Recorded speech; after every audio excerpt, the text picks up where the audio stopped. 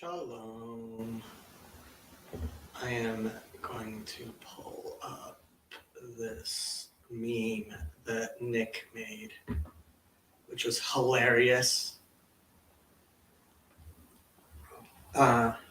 So the fine print is, so there's this Reformed denomination, the Christian Reformed Church. They're having their annual meeting where they make decisions and stuff.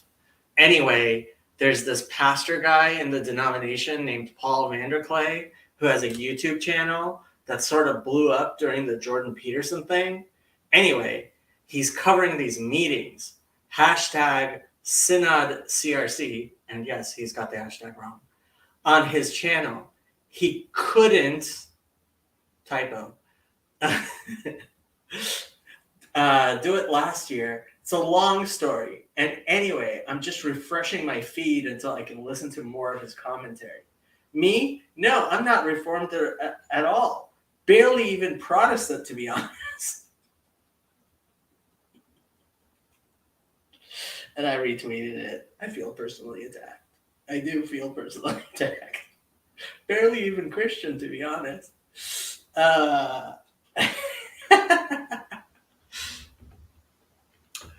Okay.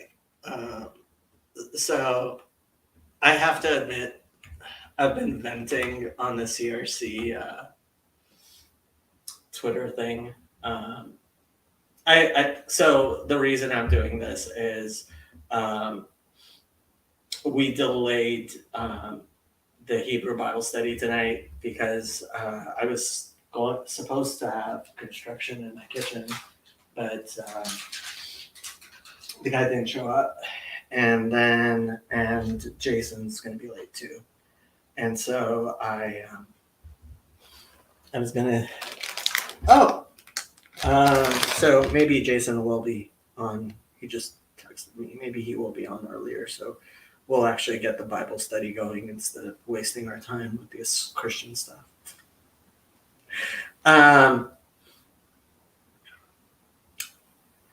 Yeah, that's bad. What do they call these things? Tangelos?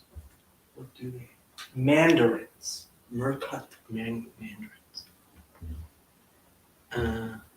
Hey, Sandy. Sandy is kind of sort of CRC. Kind of sort of. Mo will not be on because these CRC people with their human sexuality, he's married with children. Can you believe that? That sinner. So he's not going to be on. Phlebas might be on. We might just end the stream early. Hello, Emma. When Jason gets here and do Bible study and stop wasting our time with these people who don't care about the Bible, called Calvinists. Anyway, I've been venting my rage at the Wokarati by following the CRC because. So the only news I got, I didn't actually watch Senate today, but I did get the news that Senate decided they are not going to delay the implementation of the human sexuality report, meaning kicking people out. It looks like they're actually going to do that pretty soon. And people have been complaining online, and Schadenfreude is a sin, and I am the worst of sinners. What can I say? And somebody on Twitter suggested that Mo and I do a just chatting for the Synod commentary. So here it is.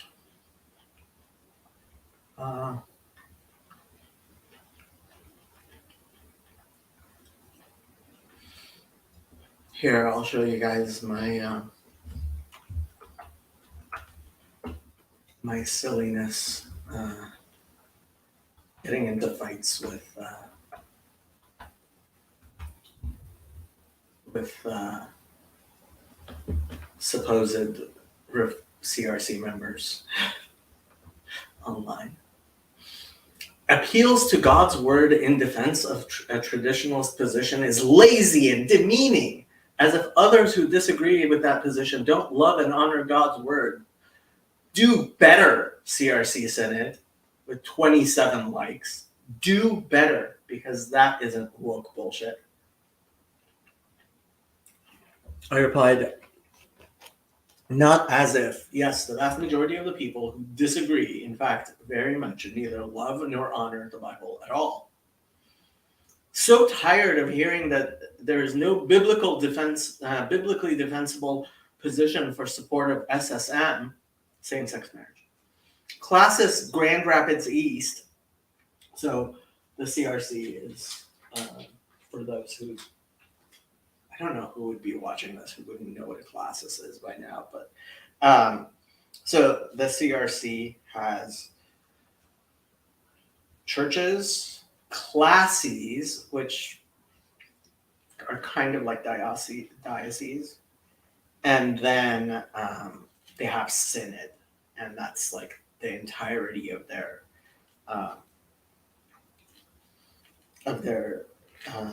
hierarchy. Honestly, if I were running the CRC,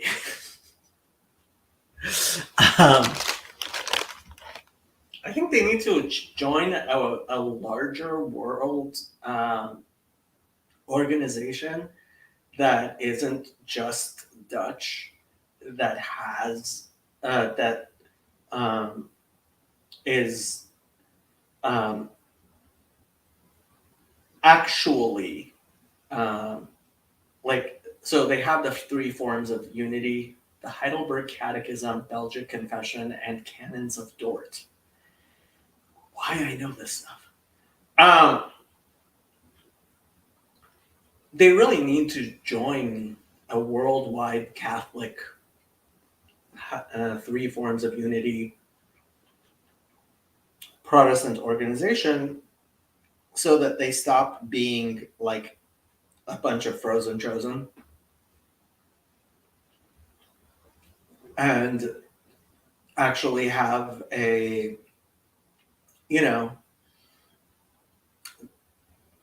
all nations coming together under Christ, Great Commission type thing, as opposed to Kyle Maynard Shop, whose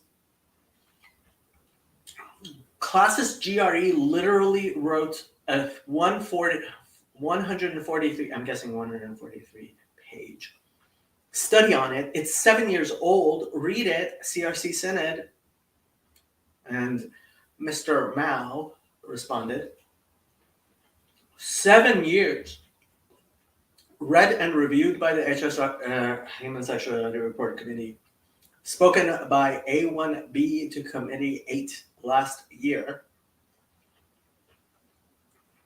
Out there for everyone to read for 7 years.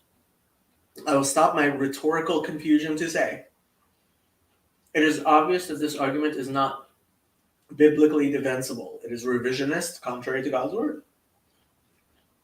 And I responded, how dare you refer to the Bible? What are you, some sort of Christian? And I, before that response, I quote tweeted that because if you write a bullshit study that no intelligent human being takes seriously, then obviously it is right.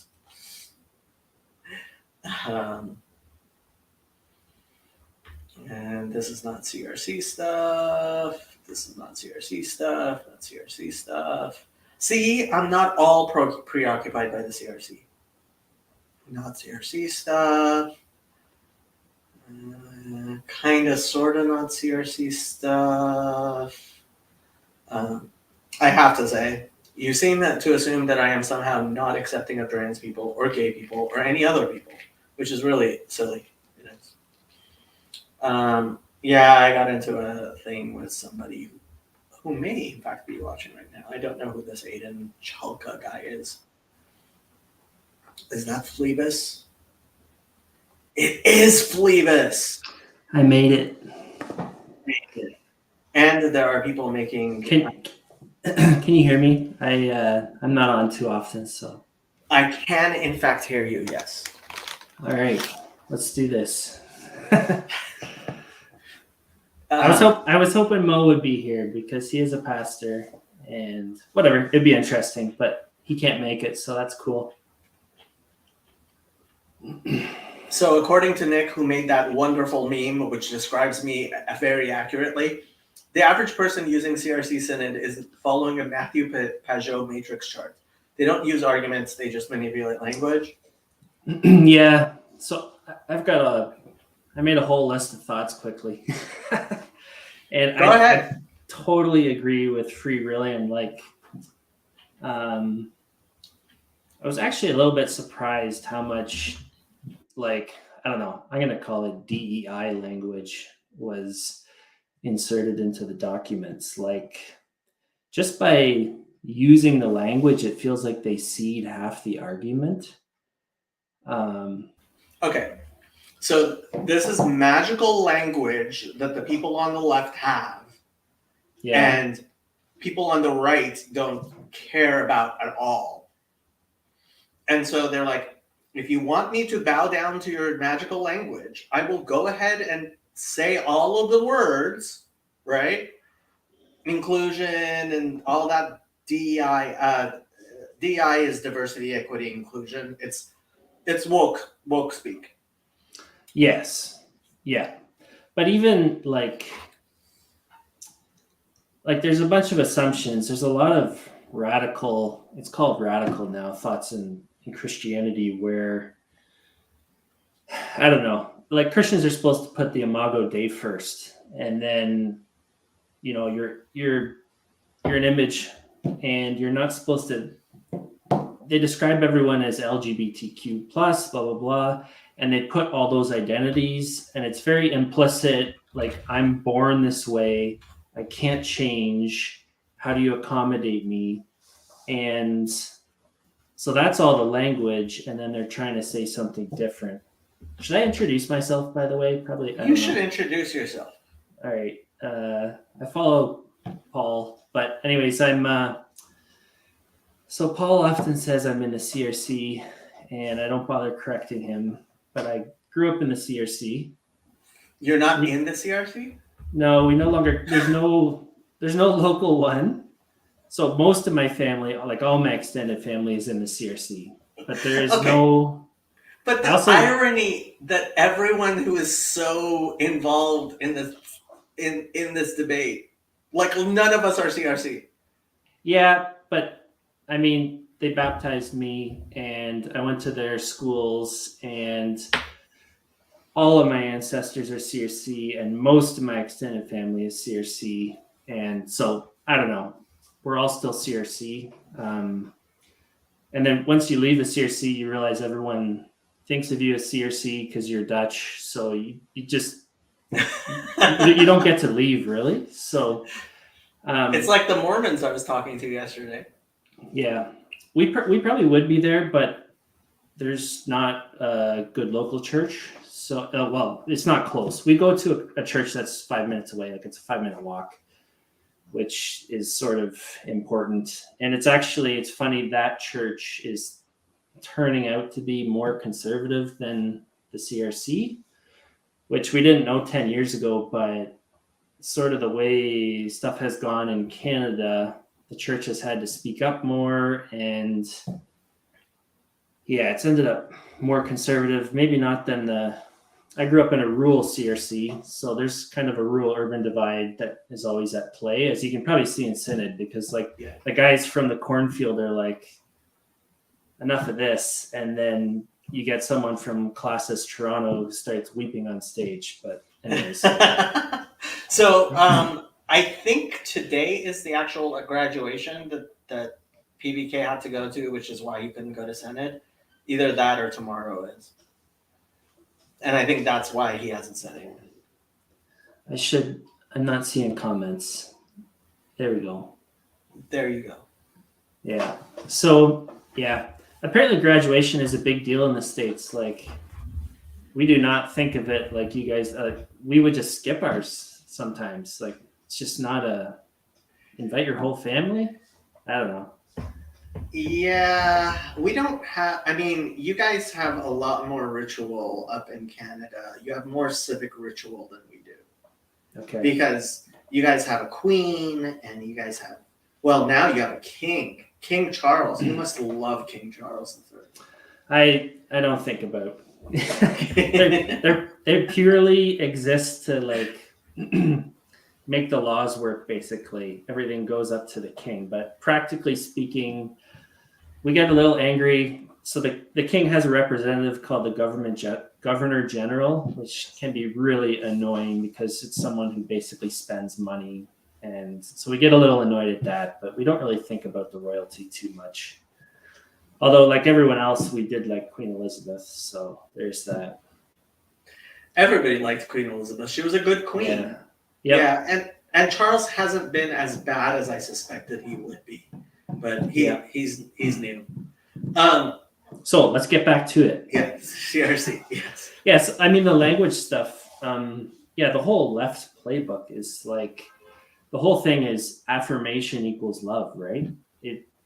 You have to affirm. It's like if you don't affirm, and it's all conflated on the floor. It's I find it. If I was just watching this and I didn't quite know what was going on, I would find it very confusing because the left's idea, the left's whatever you want to call them, they have a different idea of what is actually like. They're just trying to ban same-sex marriage and say you can't be for same-sex marriage, and that escalates into you hate us, you're kicking us out, we can't. It's like, I don't know. And what really bugs me is they've never allowed same-sex marriage. It's never been part of the rules. And there's these people getting up going, oh, 50% of my council supports same-sex marriage. What am I supposed to do? And it's like, you've never been allowed to marry same-sex couples. Like, I don't know. I don't feel a ton of sympathy for those. Like, there's a lot of complex situations, but to stack your whole leadership with people who don't believe what the CRC believes, and then to be shocked that being part of a denomination means acceding to the rules. Did you see this? No. Okay. Al Postma. There's a good Dutch name.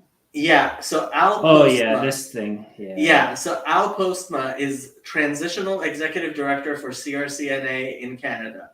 So big guy, right? And on the 9th, which was last Friday, they put these cards on in and they had, because now the Synod has to start with a training on power and privilege. So on the tables this morning, part of the power and privilege training that CRC Synod starts with, restorative practice, and it's all of this bullshit. The thing with that, so I mean, a little bit of it can be okay, but like PVK pointed this out too, it doesn't actually work. You can't sit down people for an hour and it's and worse. change, It has a backlash. It has a backlash, and then also the real frustration, like a whole bunch of the language, including the language that continues through the week, is that power is evil implicitly. Like all power is tyranny, and like why are you in a denomination? Like so Jonathan actually went to Calvin University and he lives next to it. Yeah, he lives near it. He should be on here. Well, he wasn't. He's never actually been a member of the CRC though. Okay. Yeah. So he was raised, I believe, Baptist. He went to Calvin as a Catholic, and now he's a Noahide. Okay. Oh, that's disappointing. I'll give you a little anecdote, Jacob. I don't quote me on this stuff. hear things, but I believe with this 73 report on homosexuality that they keep referencing, they consulted my great uncle because he was a professor of Old Testament studies at Calvin. Okay. And he so he was all traditional, and then they asked him, so what does the Old Testament say about homosexuality? And he basically said it doesn't say anything. Like, yeah, so kind of now sorry to add anything about homosexuality. Yes. Not to add to that, he 99% certain was gay. And I don't know, he served as a professor. I think he did run into issues at one point with a bit of that. But anyways, well, I mean, okay, so Judaism and the Old Testament, I would say, don't say anything about homosexuality. And actually, that was one of the things that I kind of got into with Jonathan when, as he's been trying to get out of Christianity more into Judaism, is yes, I know, Phlebas, you lost one. But having a Yetzer Hara, having an inclination towards any sin, is not considered weird in Judaism at all. It's not some sort of being fallen. It's not, right? But that it is a sin is clear. Yeah, so that's coming up, I think, in Synod too. Like, is that what they mean by theology of desire? Like, so there's this line. I wasn't watching today. Okay, so there's a bit of, are you condemning me for identifying as gay, or are you condemning me because I'm married? And somebody asked a question, I believe it was about theology of desire, which I assume is like desire to sin. And it's a lot about what we talk about and what you talked about and what whatever his name on the Exodus series was kind of hinting at, is that the desire is that sin. And like Synod, so on the floor, the language, no, they didn't, Sandy. They did not say the desire itself. So like they're pretty clear in the overtures, but on the floor, the language is not very clear at all sometimes to some pretty basic questions. And so they said, we expect LGBTQ, whatever, people to participate in the church and be members and yada, yada. The line is crossed when you support same-sex marriage or are married, same-sex married, then you cannot serve in leadership. Like that's, so anyways, that. So Rabbi Mullet is watching, and he'll appreciate this.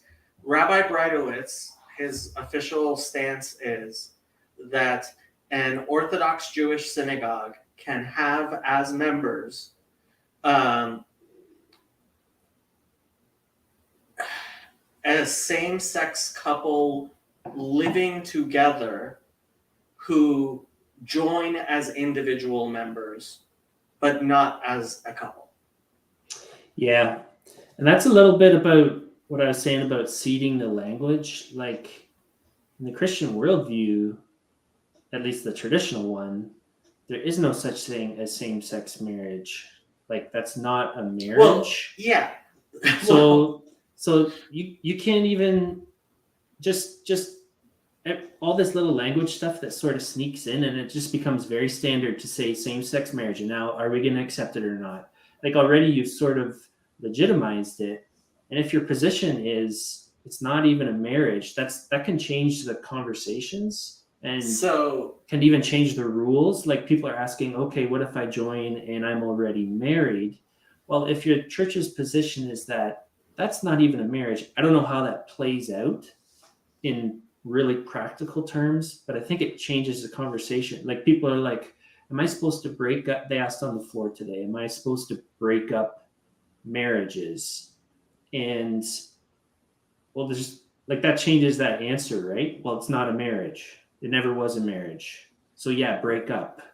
Or if you accede to the language, then yes, it is a marriage. We just don't think it's legitimate. Like, and then this goes to the whole ecclesial state marriage sort of conversation that they were discussing the other day as well. Touches on that. So that was interesting too. So the Talmud, and this is 1500 years ago at least, has a discussion where they're discussing why God hasn't destroyed the world despite all of the sin. And one particular sage, his opinion is that that because there are three, so the three cardinal sins in Judaism are idolatry, murder, and sexual immorality. And this is actually what it says in the Talmud, right? That despite the fact they murder people, they don't sell body parts by the pound in the market, which plenty of people had all kinds of things to say when the Planned Parenthood videos came out. That despite of all the idolatry, there's still respect for the Torah. And the second thing, which I left for last, is that despite all the sexual immorality, at least they don't perform marriages for two men. Yeah. Yeah, so that kind of answers that. That was interesting though about the synagogue thing. Like, yeah. Yeah, Rabbi Breitowitz is ultra orthodox, so he's not some, the thing is, there's actually a movie which a lot of Christians, when I recommend it, it's called Trembling Before God. A lot of Christians, when they watch it, are surprised by how accepting Orthodox Judaism seems to be. But the Orthodox community was actually kind of upset at how it made the Orthodox Jewish community seem less accepting than it is. But I think the entire thrust is just so different generally, because at least when you ask the rabbinic leadership, like the vast majority of the rabbinic leadership and the vast majority of all of Orthodox Judaism is quite adamant that so we don't consider intermarriage between a Jew and a Gentile to be a marriage either, right? And I actually had somebody who contacted me who wanted to know about more about Judaism, and they had no, this is a Jew, don't worry, but Orthodox Judaism, and they didn't come from an Orthodox background, and their spouse wasn't Jewish, and they kind of thought that if they go to an Orthodox synagogue, everybody's going to try to break them up. And it was like, no, that's not how it works. Like, yes, we don't. But they would try to convert them? Depends the conditions. There are a lot of things. So there are many situations in which they would encourage conversion. So, for example, Michael Sartori's wife and 3 daughters are all Jewish. Really? And he's not. Yes. I had no idea. Well, they're Christian, but as far as we're concerned, they're Jewish. So his wife is Jewish, so all of his children are Jewish, right? Oh yeah. So when you're married to a Jew and all of your children are Jewish, generally most rabbis would not discourage you converting. Because our general position is we discourage conversion to Judaism, which a lot of people find very surprising. Yeah. Yep. What else is on my list? Did you so one of the things going on at Synod is almost every time somebody of like a minority group, I can use that phrase, like to the point where they don't even speak English. Yes, I've noticed. Almost every time they get up, they're like, what are we doing? We stand for traditional marriage. So for a long time, the progressives today have been saying, if we do this, it's going to destroy my church. We're going to lose members, yada, yada. And then the Koreans enter the ring and like they're standing on the top rope and they jump right into it. And they're like, if you guys back out on this, we're all gone. They just came out and said it. Yep. They're like, we joined because you have clear confessions. We didn't join because you were so amazing and we love Dutch people. He said some funny things. He's like, we joined because you have these clear documents and you're holding the course. And now we're like pretending the Bible doesn't say this stuff. And anyways, so I don't know. Paul gave the numbers once that it's like 15% or something like that. And it's like, and then that voice kind of gets ignored, right? So another guy who's Spanish and gets up and speaks. And I haven't quite placed the Navajo guys where they are on it. I don't know if they're, I haven't watched maybe close enough. They, we used to have a CRC missionary in our church who he like lived with the Navajos for 50 years. But he would come back once a year, ask for money. Okay, I have to ask, Trey, where are you driving to now? I'm at my house. So I'm not driving anywhere. The only place I drive is to park. But I do want to ask. Why are you in your car then? I'm always in my car. It's where I live, okay? By the way, if you want to come over, you're welcome. Okay. I'll come over. I got to take a shower, but I'll come over. Okay, sounds good. Bible study starts in an hour.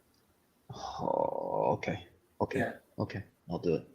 Okay. I do have a question. What do you think of the side A arguments? Do you think they stand? Do you think there's any validity to it? Because from what I understand, the churches that are growing are the ones that are more like. What are you calling side A?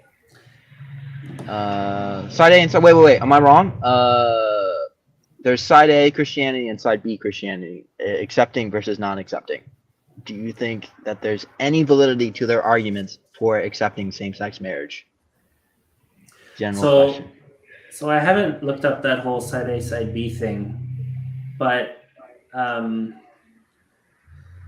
it's interesting. So I feel like the non-denominational churches are still like growing and big, like the bigger churches where people can kind of hide and they just show up on Sunday.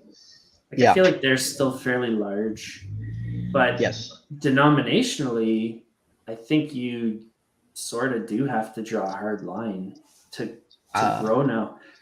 I don't know. That's my impression. Like I don't know if you saw the art. Have you followed this at all? Like a representative from the RCA, which again, I don't know very much, but I think they have just struggled to answer the question. And basically all the conservatives left, which so far is like close to half the church population. And they are considering like uniting with the CRC if the CRC gets its act together, right? Yeah, but that's got to be the first time Dutch people decided to join together. like my grandparents actually left over one set of my grandparents. They left my church over women in office. And then but now my grandfather has died and my grandma came back. So okay, I pull this every single time I hear about any sort of ethnic church. I believe this is from Matthew. Where is this from? Matthew's 28. Yes. Then the 11 disciples went to Galilee, to the mountain where Jesus had told them to go. When they saw him, they worshipped him, but some doubted. Then Jesus came to them and said, "All authority in heaven and on earth has been given to me. Therefore, go and make disciples of all nations, baptizing them in the name of the Father and the Son, and of the Holy Spirit, teaching them to obey everything I have commanded you. And surely I am with you always to the very end of the age."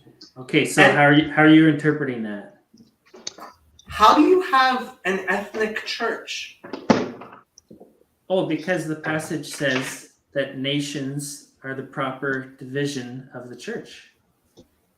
Go and make disciples of the nations. The nations still exist. I just made that up on the spot, but no, honestly, But Paul, the founder of your religion, says there is no Jew or Greek in That's not a good. No, Yeah, no, that's that's not. backwards, Jacob. The better answer is accident. is what, Trey, you're blinking out. Again, like it's. Oh no. Can you hear me now? Yes. Okay. Oh, so I would that's say why that you go it to would your be car. an accident You have and no it would be- reception in your apartment. Yeah, that's also correct. Why don't no, you have Wi-Fi. Wi-Fi? in your Okay. apartment? Okay, we'll discuss this later. No, it takes a second to connect. Okay, relax. Anyways, I would say that it would be due to economical guidelines rather than actual racial lines. Neighborhoods have mostly been established by immigrants and everything like that. Then they create churches. So it's not something we're creating. It's an accidental cause. Yeah, like the CRC I grew up in only existed because the Canadian government had a program for Dutch immigrants following World War II. They brought in like 100,000 Dutch immigrants, and none of them spoke English, so they all went to church to have more Dutch people. But another answer to your question, Jacob, is whatever. Is it like Revelation 5 or something? All the nations, all the peoples around the throne, but it's not saying you have to have one of each person in your church. That's It's like all the nations are present. It's a celebration of diversity, but it doesn't mean. I mean, in your body, obviously, you don't want to exclude people. Well, I mean, you're preaching to Wait. the choir. I very much believe in difference. So Well, I've got more thoughts on this, Jacob. yes. Go well. ahead. I Wait, need to we're ask- talking to Jacob. How did the Ethiopian Jews go, Jacob? I am very, very, very critical of all the racialism within Judaism, which I think is completely wrong. Okay, so remove the log out of your own eye before you criticize us. That's all I gotta say. Trey, that's actually what I heard somebody said in Senate. That's something people throw at people left and right. It's like, if you are not perfect, you can't. Okay, I have to tell my joke now.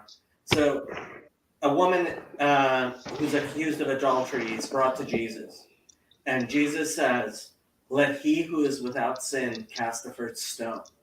And this woman picks up a stone and throws it at her, and everybody else picks up stones and throws it at her, and they kill her. And Jesus turns to the woman and says, "Mom, I didn't mean you." That doesn't work for Protestants. Yeah. I still think it's hilarious. We don't buy that additional stuff. I don't buy it either. Trust me. But okay, so a lot of this stuff is the difficulty of building a community around nothing, sort of, right? So Jewish people know all about building communities. They're Jews, so there's like something to cohere around. You can all meet at the synagogue. So I don't know. I think about this stuff because my wife was a Mennonite. I was Dutch. So everyone I knew was Dutch. All my interactions were Dutch. I just had a community, right? Inherently. And when I was young, I saw that really negatively. I was like, we suck at evangelizing. There's no, which was true. There's no non-Dutch people. I saw it all negatively, and there was negative things to see. And now that I go to a church that doesn't have that basis for a community, I'm like, holy cow, we have nothing in common. We struggle to make true community. Like the community that I came from was way more closed and 1,000 times stronger. Like everyone went to everyone's funeral. Oh, some old person died. Well, they've been here 50 years. We're semi-related. We all came from Holland. We sing the occasional Dutch song together, blah, blah, blah. At the new church, it's like a lot of people are just passing through. Everyone's from different traditions. And it's like really, really hard to build community that way. So there's two things that I think have really helped synagogues not have this problem. The first is the fact that in order to have services, you have to have 10 adult males. Without 10 adult males, you cannot have worship services. And that reduces the capacity of the community to fragment constantly. And the second is the Sabbath restrictions of not riding on a horse, not riding in a car, and not having a microphone.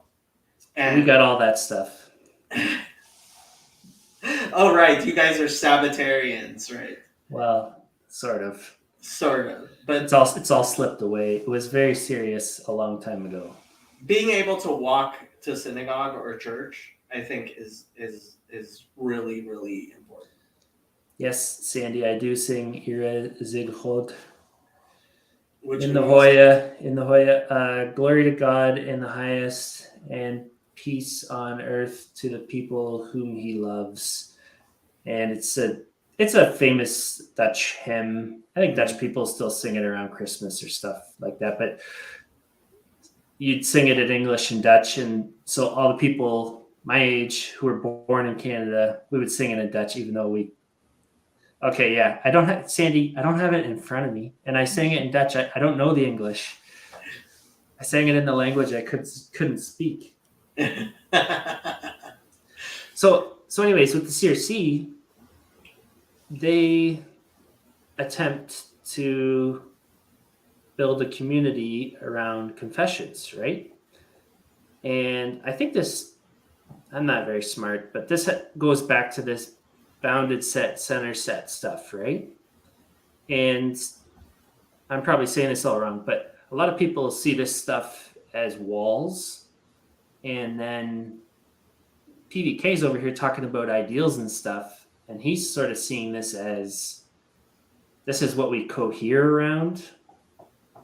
And yeah, I don't know.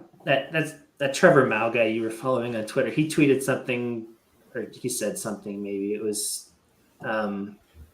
diversity in the body, but unity in confession, or something backwards like that. Anyways, and the Koreans came out and said, the only reason we're here is because we can cohere around these confessions. So it's been interesting. I've been enjoying the politics, like all the parliamentary rules. Now we have a parliament in Canada that barely functions. This is working a lot better. As bad as it seems, this is working quite a bit better. I think people misunderstand what they're actually doing. Like people are like, why aren't they discussing and blah, blah, blah. It's like, this is the very end of the work. This is like all the work is done and we're just going to vote, essentially. There's a few comments. Yeah. Well, the thing is, it's they are voting, and what I like about it, as opposed to what I see generally in every other place, is what I think is the only reasonable side is actually winning. Like, people have gotten fed up enough with the woke shit that they're like, nope, you can't. I am not letting you play any of your games. And it's like, oh, you want language, you want us to bow down, and they're like, I'll use all your magic words. But yeah, it's been really interesting on the floor because the numbers, sometimes they're 80-20, sometimes they're 60-40. I don't think they're that close, right? But it's all the progressive people that are basically being allowed to speak. Most of the conservative voices are like, we don't need to even stand up. That thing on the screen speaks for us, and then we're going to vote it through. So that's been interesting. They're done talking. Yeah. And frankly, I gotta ask you when they're just going to expel, because it looks like they're going to expel everybody who put in a gravamen. Yeah, so that's really convoluted too. The gravamen thing, I believe I was reading in the documents, they're going to clarify that. So people were like, oh, you can just submit a gravamen or gravamen, whatever it is, and you can just submit one and then secretly hold on to whatever belief you want. And they're going to clarify that is actually not, or maybe they did already, that is not what it's for. You're supposed to submit this. You're saying, I'm having a difficulty. And then your church addresses it. If they can't, then your classis addresses it. If they can't, then it goes to synod. But it's not like, well, I'll just permanently hold this position. And there's specific rules around it. It's like, you can hold this, and then you need to, it's like, you can hold this, but if you're in leadership, which this is all about people in leadership, if you're in leadership, you can't teach something else. Right. So, yeah. But anyways, what about that? It's tomorrow they do what the church order stuff. So like Neeland Avenue has an appeal. That's one of the controversial churches that has same-sex elder or whatever. They're the ones that were censured last year. Yeah, and their appeal is going to get denied. And then, honestly, so my hope, the problem is people constantly want to be the victim. So it's like we hold this really firm conviction, but we also want to stay in the CRC that explicitly tells us that's wrong. And you have to kick us out because we're the victim. I hope they leave on their convictions. Like, if this is your belief, leave the body. Don't ask the body to kick you out so that it looks like you have been abused. Like, the whole thing. Right, but that's their entire identity. Their entire identity is I am a victim. That's all they want in the world, is to be a victim. There's a lot of talk they think being a martyr, that this is their cross. They are, yeah. There's a lot of talk in the chat, like, oh, the hammer's coming down, and look at all this power and stuff. And it's like, well, actually, Neeland specifically nominated this person so that they would be a test case to challenge the church, which is really funny because I'm Canadian and we don't really have this test case stuff like you guys do with the Supreme Court and whatever. So it's kind of an interesting approach to see at Synod, and that, anyways, Synod's different than U.S. law. Yeah. I want to address David Walker's, by the way, hello, David. He says, to be honest, during this time of reaction, I do feel bad for the people struggling with trans stuff because it's either side yelling. So I, in my insurance business, health insurance business, have many trans clients because it's difficult and they need help. And I know dozens of trans people. And I don't know if I would say most, but I would say definitely several of them are people who don't want anybody to know that they're trans, who generally do pass as trans, as the other gender. Oftentimes were being misgendered, as in people thought they were already of the other gender before they started transitioning, right? So like there's this whole concept a lot of people have, which is, oh, trans people are like these men who are obviously men who just want to pass off as women. And it's like, no, actually, I think most of the trans men, I mean, trans women, meaning men who transition to be women that I know, were already being mistaken for women before anything they themselves were in any way thinking of themselves trans, really. Are these people who transitioned before they turned like 18? No. Okay. So underage transition is also a very new thing. What's going on like, I've been living in Los Angeles my entire life. I've been involved with LGBTQ plus minus issues for well over 20 years. When I was in law school, I worked at HALSA, the HIV/AIDS Legal Services, at the LGBTQ Center. This is not something I'm new to, right? And so what is the discussion is just so far off from anything which in any way reflects. So the best statistics we have is that 50% of gay men voted for Donald Trump. 50% of gay men voted for Donald Trump, and it's quite likely that a larger percentage of lesbians voted for Donald Trump. Yeah. You don't hear this, right? And even even it's like difficult to say in front of a lot of people. And I just want to address Nathaniel here.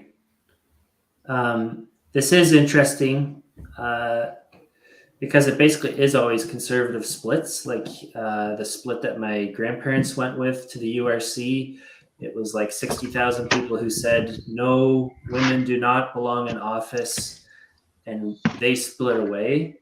The reason this is sort of so weird and awkward is because it's sort of the progressives who need to split this time, and they literally don't know how to do it.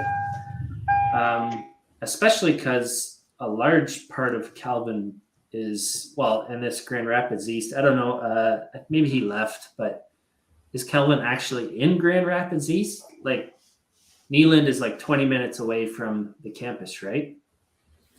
right.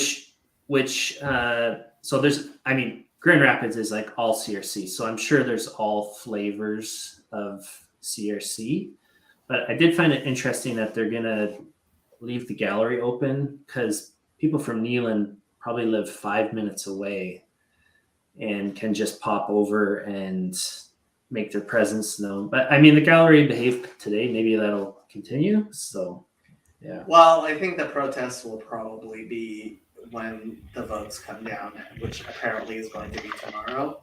That's the discipline stuff. Yeah. Yeah. I have to say, like, this idea of a trans pipeline, like, there's no trans pipeline. I'm sorry, there really isn't. If you want to hear an intelligent, reasonable trans person talk, Blair White has a very large YouTube channel. And, like, anybody who insists on calling Blair White a he is just silly. And if you listen to Blair White talk, what she says is quite clearly, like, people already thought she was a female long before she ever considered herself trans. And Jonathan says, yes, Calvin Yu is the belly of the beast. Thank you, Jonathan. I Trey, think even Destiny admits that there is a trans pipeline. I'm sorry. There has started to be a trans pipeline among youth. Yeah. I mean, we can get as deep into the LGBTQ issues. No, we're as sticking we with want. Synod. Yeah, but maybe we'll do that in Bible study. Yeah. I do want to ask. Paul always. So, first question. Well, I don't understand why same-sex marriage is because I think for the CRC to survive, they sort of need to accept same-sex marriage, or at least No, not make it an Trey, issue. Yeah. no. you are absolutely. Yeah, you're just wrong. Yeah. Okay. Look at the statistics. Look at the statistics. Who is growing? It's more the mystical brands of Christianity that do not have accept same-sex marriage at all. No, that That's don't mention it at the very least. No. No. That don't mention it. No. That very explicitly, it's not even a conversation. That's the only people who are actually growing are the people who it is so obvious they will never do a gay marriage that they don't mention it. Are we talking about the Orthodox? All kinds of Orthodox. Okay, hold up. In Judaism as well. Peugeot would be like, that is the wrong pattern. And that would be the end of discussion. Yeah. Hold up. I feel different on the ground. The churches I see dying are the ones that are sort of sticking to their ways, and the ones that are sort of thriving are the ones that are more like a concert experience. Live in Los Angeles. Right. Okay, fine. I mean, that's... And even in Los Angeles, honestly, that's really not the case. It really isn't. It depends where you're looking. It depends. Los Angeles. Find me. Jacob, we can do this. You live in Venice, Trey. No, okay. You don't even live in Orange County. Guess where everyone who's conservative is moving away from? Right. Venice. Yes, I know. But again, if you're going to grow your numbers, you have to go in a metropolitan city, right? If you're in rural areas, at best you'll get a couple people. And I have been to more churches than you, okay? This is absolutely silly. Hey, Bruce. You know what? Prove me wrong. Look up Trey, what's the biggest churches. That's all I'll say. Trey. Yes. The demographic numbers are so clear. It's not even a question. Bruce, welcome. It's nice having you here. Can we mute Trey? He's loud. He is. Sorry, hopefully I'm legible. I'm out here by the fire. What? You're okay, Bruce. Yes, we can hear you. Great. I just popped on, but I haven't followed the Synod stuff at all. I feel like I'm way out of the loop. I have very, very, very cursory understanding of what's going on there. Okay, I have another controversial topic specifically for Jacob. It's because you've watched a little bit. Okay. How do you feel about women on the floor? So I asked Pastor Paul, I said, do you feel that the dynamic has changed? And he just kind of sidestepped it. I don't know if he wanted to say anything, which is fine. Well, I mean, that's a very interesting question, but I'm going to let Barb speak. Hello? Hello, Barb. She's gone. Okay. Is this she heard my question. Well, there are some. So I tweeted this out on. Twitter with the StreamYard link, and it's very clear that it is in fact. Don't do that. Why? People might know me. You're gonna get a bunch of randos. Yeah. Well, I said. There you go. I said CRC Synod live stream. All are welcome. Please have your cameras on and identify yourself. And I'm guessing Barb assumed that we must be on the affirming side, because who else would be on Twitter? Right. Live streaming. It's funny that this is like on the same time. There's been the same sort of SBC controversy with women pastors, not trans, but women. Well, okay, I have to say this is one of the things. So last year I drove Paul to the Senate and from Chicago. So I spent 2 hours in the car with him, and the two things I talked to him about was the human sexuality report and his position on women in office. And I keep on asking him, has he finally recognized that he was absolutely wrong in his women in office? And like, does he understand that the egalitarian position is wrong and the complementarian position is just obviously right? Right. And he just smiled. He's very Sandy- winsome, this man. He's very winsome.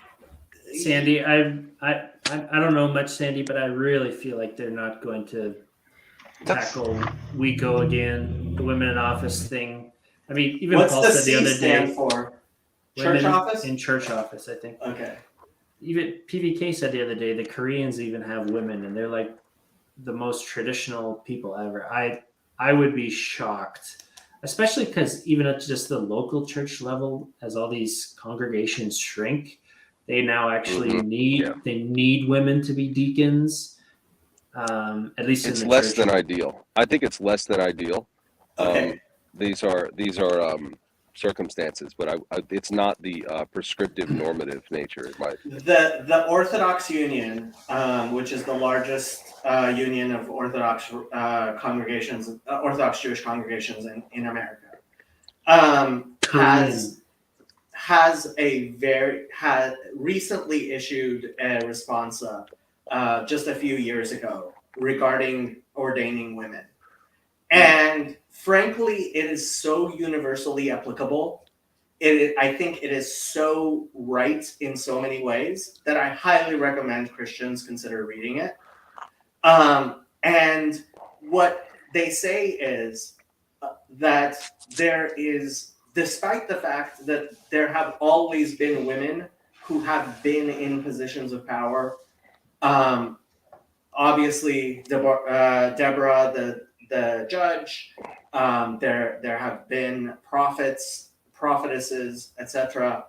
And even to this day, I don't think anybody, even in the most ultra-Orthodox sense, can deny that someone like Nehemiah Leibowitz was in fact a teacher of Torah to hundreds of thousands of people, if not more, right?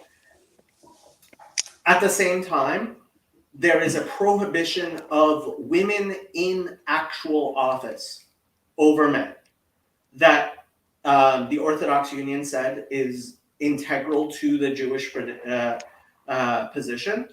Mhm. That when a woman is by her personal charisma accepted by many men as a leader, that's fine, because that happens, and it obviously happens, and it obviously has always happened.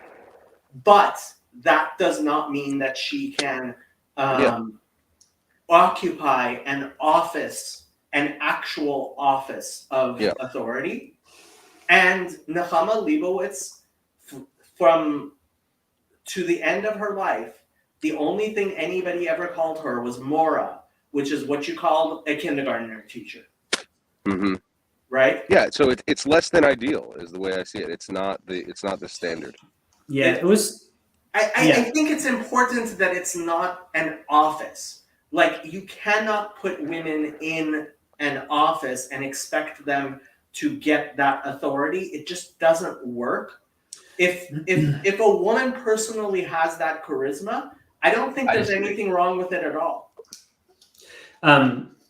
Yeah, the other thing about Synod is that it's a body full of amateurs, right? So I saw somebody ask early on, like, oh, is this the CRC's best and brightest? And it's like, no, it's like pig farmers and people who said, yeah, sure, I'll go. Like, there would be quite a few classes where they would struggle that maybe not to this one because it's so controversial, but it happens every year. There'll be classes where people don't want to go. So it's like an amateur body. Anyways, I So did it's ask Protestant. Yeah. I But yeah, have to I was criticize curious about what you saw in the dynamics, because I did actually really want to know from Paul what the dynamics were of the all male body, because every time I watch Synod, I don't want to make this sound cruel or whatever, but the women, they get up and like 30% of the time they cry, and I feel like we're addressing a theological question, and then people want to bring their particular anecdote in because women are more relational. And yeah, I don't know. I feel like they lose the thread a lot of times.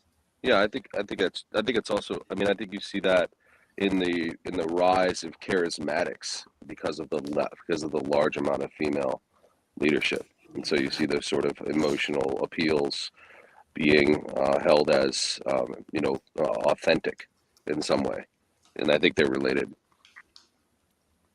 Yeah. Do you guys think the CRC needs to go charismatic? No, in fact, the opposite. I don't think it could. Wholly the opposite. So Bruce, you're the person who would actually be able to answer this for me, and I've been thinking a lot about it. So the CRC holds to the what they call the three forms of unity. Yep. Are there any other bodies with which they might possibly unite, which also hold just to those three confessions? Oh yeah. You have the Heidelberg Catechism, the Belgic Confession, and the Canons of Dort. Correct. You could see they would be allowed as potential members, but maybe not holding office in a number of congregations, Presbyterian and Baptist. But the issue would be holding office. What does that mean? I don't understand.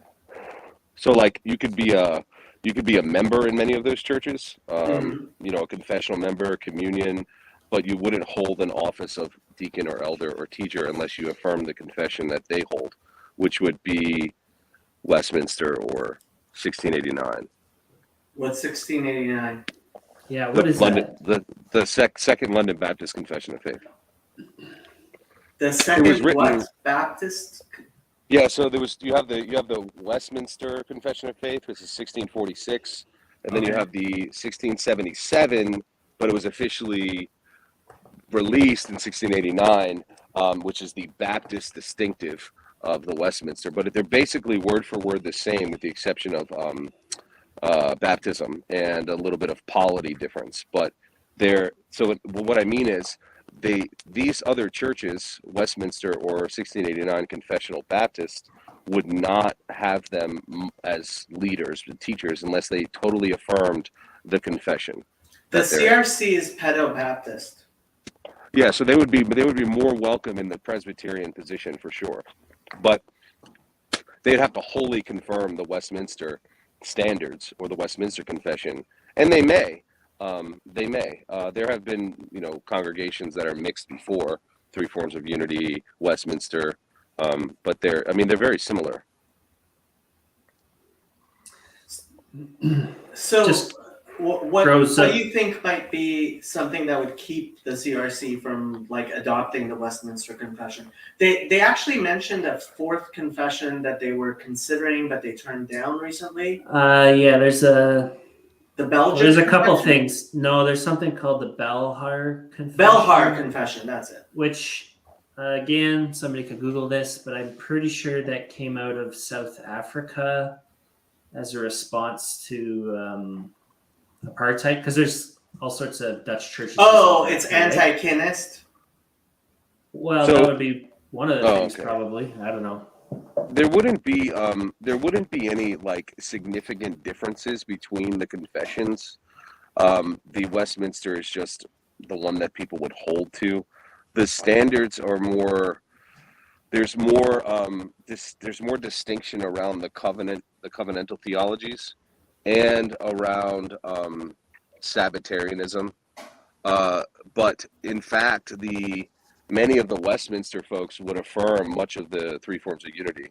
They quote So from the them. CRC So. tends to be very Sabbatarian, or apparently. Yeah, and I mean, not again, really they anymore. really could be in the Presbyterian churches. I don't think they would. It'd be interesting. I could see them, joining with the PCA in a sense, but there's so many organizational differences. But I mean, yeah, they could be in the PCA. I don't see why not. If The you Presbyterian haven't Church of watched, America. if you haven't watched the video that PVK made about Pastor, I don't even know how to say his name, Kronig or whatever, goes to Washington. Mm-hmm. Vander yesterday. Klug. Vander Klug. Klug. I don't know this guy. Yeah, I don't know this other guy. Okay.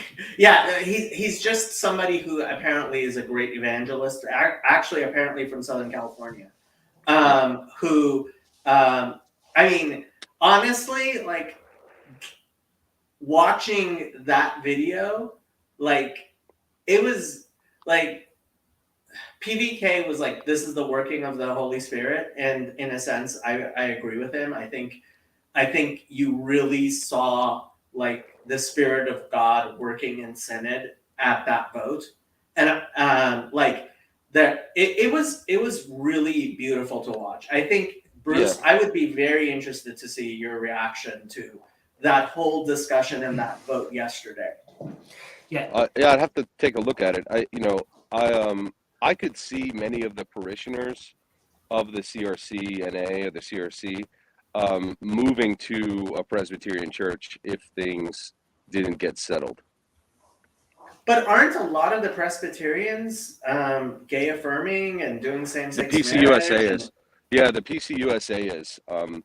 The PCUSA is an absolute apostate denomination at this point, but the PCA is a little more legit. There may be some PCUSA church out there that I'm not aware of that's conservative, but the PCA is, there are a couple of like liberalish PCAs, and then there's the OPC, which is like the hardcore Presbyterian. It's called the Orthodox Presbyterian Church of America, which the Poway shooter came from OPC. Oh yeah, so Machen did that, and he wrote the book Christianity and Liberalism, in the 20s, I want to say 30s, and so I could see like the super conservative CRC folks going to like an OPC or a conservative PCA, and I think they would feel right at home. Pado Baptist, they affirm very similar confessions. Yeah, I could see that. But anyone that's on the liberal fence, I don't know where they would go. Maybe PCUSA would be the place to go if you wanted some pseudo Presbyterian confession with all sorts of gay and trans affirming people. So that's where they could go. Well, I mean, so my whole thing is I'm hoping for the various Christian churches all to unify, because once they all unify, then the Messiah will come and take over.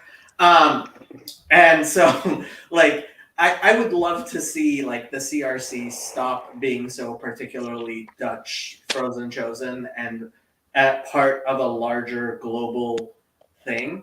And I think it would be healthy for them as well, because that's what you see in the Anglican Communion, which is that actually it's the Nigerian and Sub-Saharan African, and I guess also Latin America and East Asian influence, which is actually keeping them sane.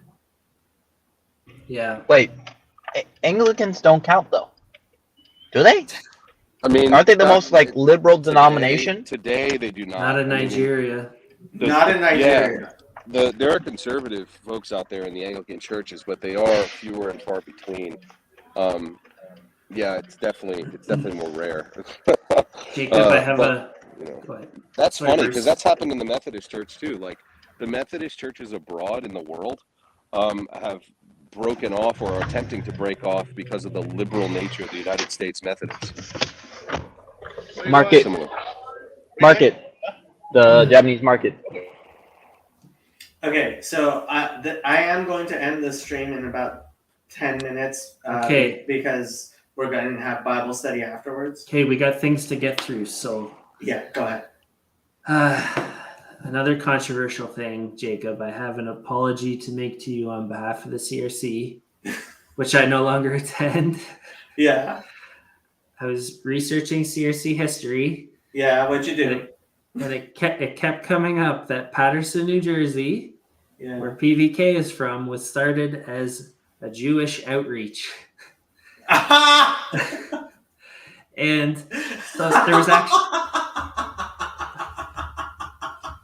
it always backfires every single time. And I'm talking in like 1905, right? Like It very always backfires every single time.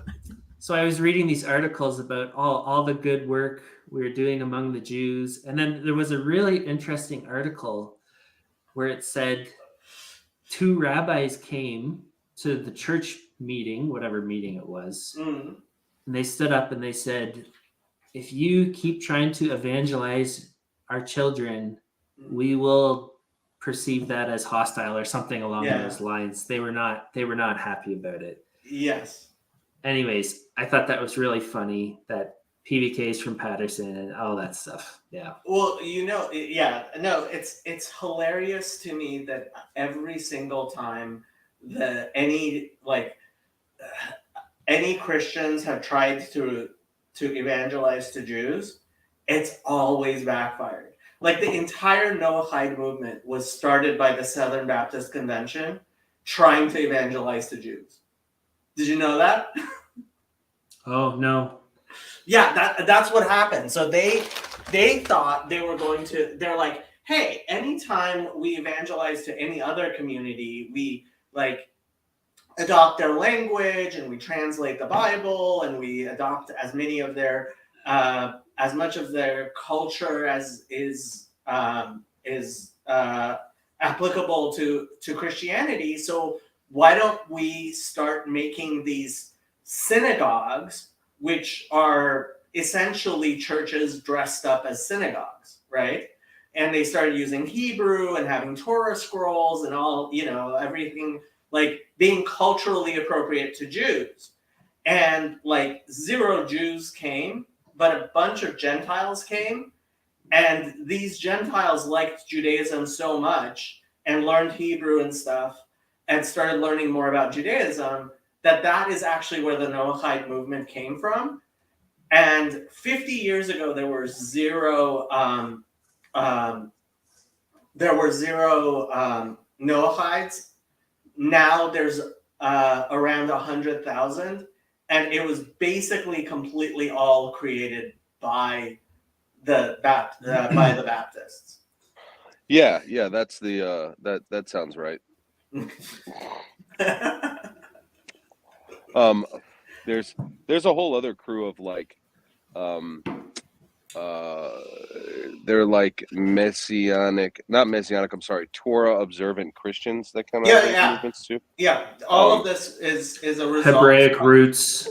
Hebrew roots, Messianic Judaism. So the Baptists started Messianic Judaism. Yep. Jews for Jesus, that type of stuff. It's largely influenced by this dispensational rapture theology where Israel has to come to a head. Yep. And they started the Noahide movement. So like it's like, what can I say? Thank you. So hearing that Paul Vanderklay is a result of this as well is just hilarious. Yeah. I got a question for Bruce. So one of the issues in the CRC is there is these 3 forms of unity which provide unity, but they're like 500 years old, right? And so part of the issue with the synod thing is they had to, because people maybe weren't getting the message or something, they said, we got to somehow shoehorn homosexuality into one of these 3 forms and then make up this thing called confessional status for this interpretation of the confession so that everyone understood homosexuality is banned by the confessions. And so there was a modern attempt a number of years ago. They tried to do the Belhar Confession. You'd have to ask Paul about it. I don't know anything about that story. I assume it was too social justice or I don't know, too much racism stuff, and people voted it down. One of my aunts was on a committee like 10 years ago to try and write a new confession. And there's something called the contemporary testimony. There's like a bunch of attempts at this because everyone recognizes 500 years is too old. Like we do have some new things to say, and there's some poor language in the confession. So anyways, I was curious if, I don't know what you're in or if you are confessional, but have you encountered that issue? Yeah, for sure. I'm a Reformed Baptist, so I hold to the 1689. And yeah, I mean that's happened a lot. There's been a number of confessions that have like modernized or created a new confession based on like the Baptists. Many of them use the Baptist Faith and Message, which is from 2000. It's called the Baptist Faith and Message 2000. There's also a number of them that are in the 1800s. There's a common one, the New Hampshire Confession. In those cases, what they really did was try and attempt to remove a lot of the exclusivist Calvinist doctrine and make it much more large 10 umbrella. And that's kind of where those go. So I've seen that before. I'm not surprised by it at all. Well, I think right now the CFC, like people recognize the problem, but nobody's going to dare crack that open right now because basically it would be like an opportunity to modernize and progress and whatever. So yeah, they're not going to teach. They're not going to touch them for years. No. There's a whole tenet out of the Reformation called Semper Reformanda, which is this idea always reforming, and some people take that to mean like modernizing as opposed to like reforming to the older standard. So I mean, yeah, I could see that. I believe that's what they would have to do if they do this sort of a split. They'd have to have a modern confession that affirmed these things.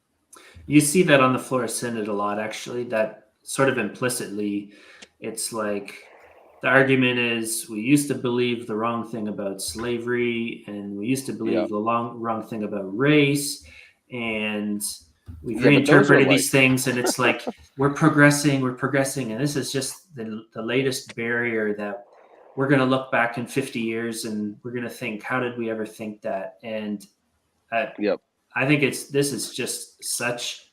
It's the same narrative used by same narrative used by secularists when it comes to things like trans rights or civil rights. Yeah, it's the same thing. But they're not reforming to any older standard. They're rewriting, it's revolting. It's revolution. It's not reformation. It's a entirely silly progressive idea. Yeah, I feel like they're messing with something way deeper. Yeah, I would agree. I don't think that holds a lot of water. It's the same thing that has happened for years.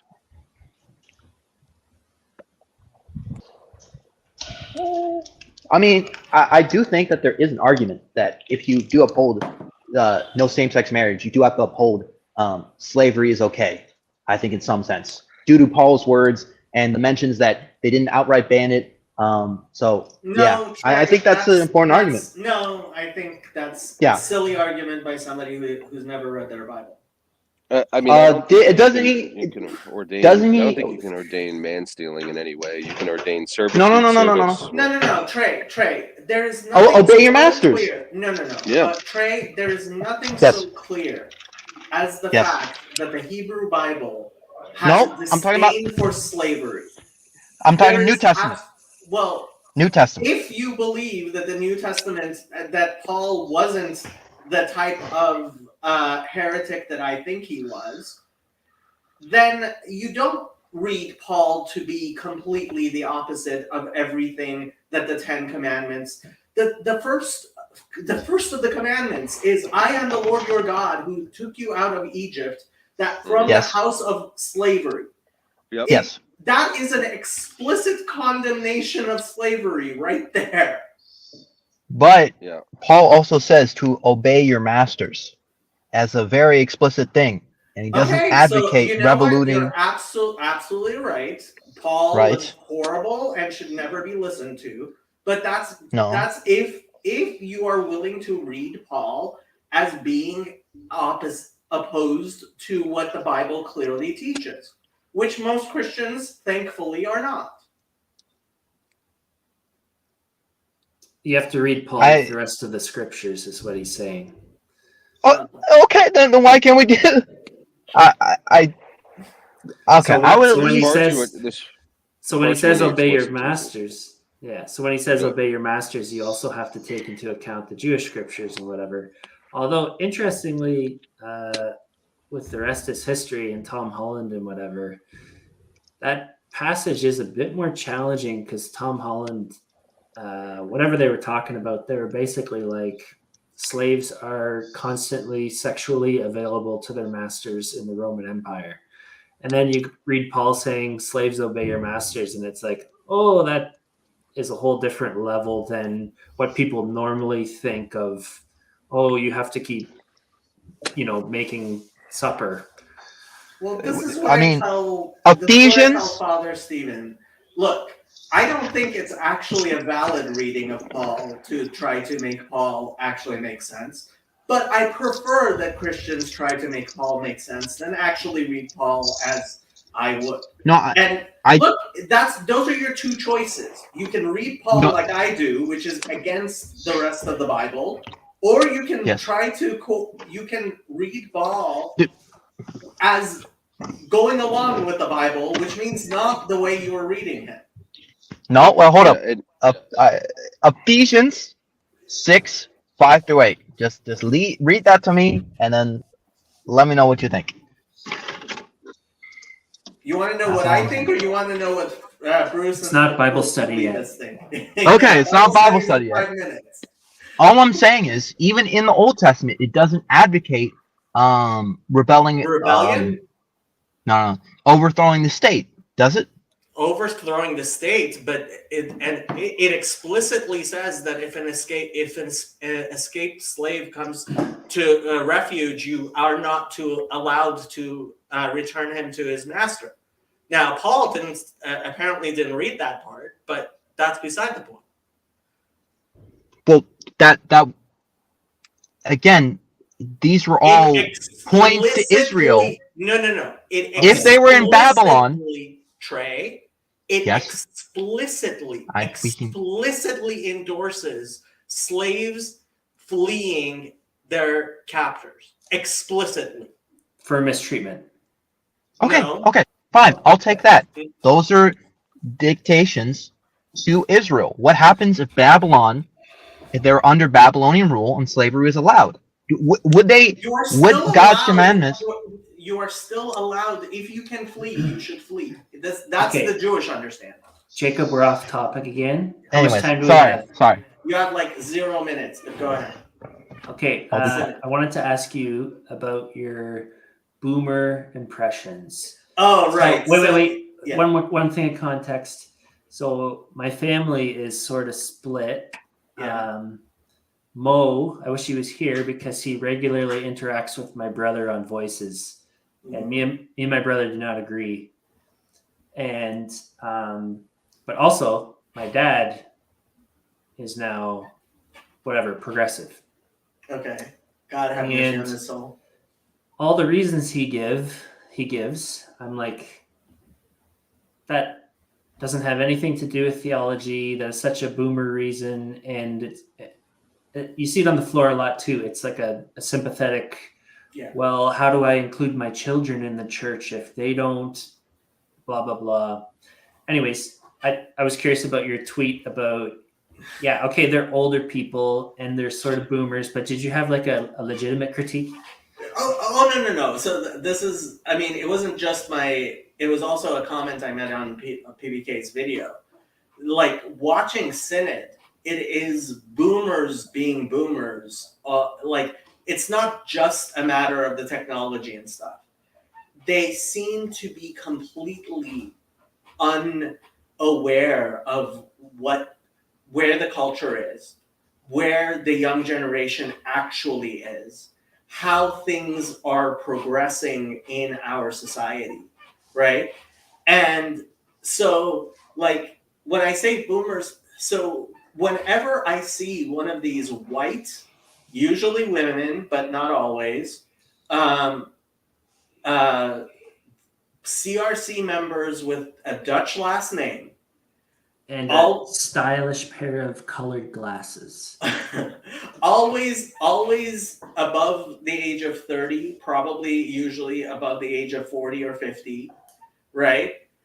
And they are so steeped in this culture of what appears to be just Grand Rapids. Bunch of white people who know nothing about almost never actually know a gay, like actual gay people, right? They may be aware of one gay cousin, right? But like they certainly don't. They've never been to the Los Angeles Pride Parade, right? I think if you had the Los Angeles Pride Parade down in Grand Rapids, suddenly a lot of people would change their minds. Yeah, same in Toronto. Uh, Yeah, I agree with that. Yeah. But there's They're- there's just a lot of they're just ignorant. yeah, And I think it's crazy ignorant, and that's what. If you haven't watched my discussion with Teo, so I've seen it all. Okay. Teo, I did an interview with Teo for my one of my classes, and it was this woke bullshit, right, that I had to do, and it's people like Teo, Mo, me, people who actually know what this woke bullshit is deep down, right? Are the people who understand that mostly it's a grift that that is manipulating ignorant white people. Yeah, I think it shifted too fast. Like the boomers, we'll call them, like my dad. Mhm. Like he was chair of council for a whole lot of years, and I think there's some guilt there about certain members and the way it went down. But they don't realize at all where we are now. Like even so, we've got young kids, and even people who have kids that are like 15, but they also have kids that are say 5 or maybe 5 and 10. They're like, there has been such a huge shift. And so the CRC is big into Christian education. And so we moved our kids to a private school, which is enormously expensive. And the schools, the Christian schools, are turning people away because I don't think people realize how conservative young couples with children are. Like a lot of them are very Especially conservative. young couples with children. Yes. Yeah. And then same on Synod floor. Like I wonder if these people, so they talk about diversity and whatever, the diverse voices speak up against this stuff. And then actually the young people, so there's 4 youth delegates. They don't have voting privileges, but they've been, for the most part, speaking up. How do they Defending- get selected? I couldn't actually tell you that. One of the guys from my church went when he was a kid. You're probably nominated by classis, but there's only 4 spots. So he is a pastor now, so it could have something to do with that. But that he definitely was not a pastor back then. So, anyways, I think these people are way out of touch about the backlash that is coming, and the amount of conservative young people that are actually interested in a church that speaks clearly about this stuff. This is my biggest worry. The backlash is just going to. I fear the backlash is going to be terrible. I am not worried about the woke actually accomplishing anything. I don't think they're competent or capable of accomplishing anything. I am merely worried about the backlash. Yeah. I don't know. They're accomplishing some stuff up here. A lot of the fights we see in the States, it's like, oh, we did that like 5 years ago. Yeah, no. I mean, okay, so apparently California is debating a law to remove children from their parents if they're not trans affirming. Yeah, we already have that. I don't quote me on that. We have stuff like that. A lot of that hasn't, like with all the Peterson stuff, a lot of that's in law, but you have not necessarily been dragged. They haven't necessarily dragged people before the Human Rights Commission and enforce this stuff. But like, for instance, in the public school system, they will transition your kid Without your knowledge. without your knowledge. We have Like that. that's been standard for a long time.